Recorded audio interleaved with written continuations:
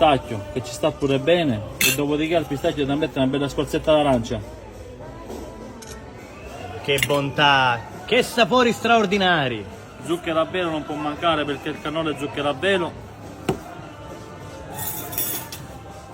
E come da consuetudine il cannolo siciliano è pronto. E guardate lo spettacolo preparato davanti ai nostri occhi. E a naso gli Apri Fest. Non può mancare il dolce simbolo della Sicilia per eccellenza. Buonasera! Buonasera a tutti. Ci parli della vostra realtà e di cosa ci presenterà tra poco? Allora, per Apri Festa a naso presentiamo un cannolo con buccia tradizionale, però fatto interamente artigianale, niente di particolare, una ricotta nasitana 100%,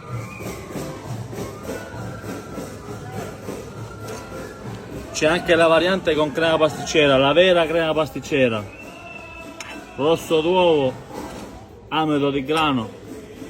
A questo cannolo andiamo a mettere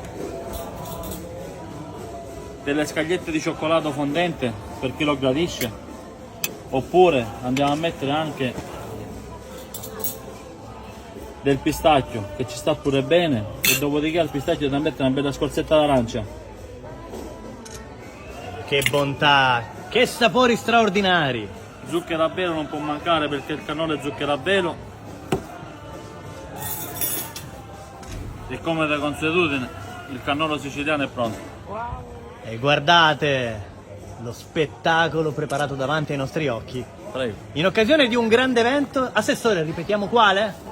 Gli Apri Feste, all'interno anche gli Apri Food, perché quest'anno c'è questa peculiarità di promuovere il cibo d'eccellenza che noi possiamo offrire a naso. A naso non solo su tutti i Nebrodi, e quindi in Sicilia quale migliore bontà di quella che ci ha offerto adesso lo spazio Fraranda di Francesco Randazzi. E guardate, restiamo qualche secondo ad ammirare questo capolavoro della pasticceria siciliana.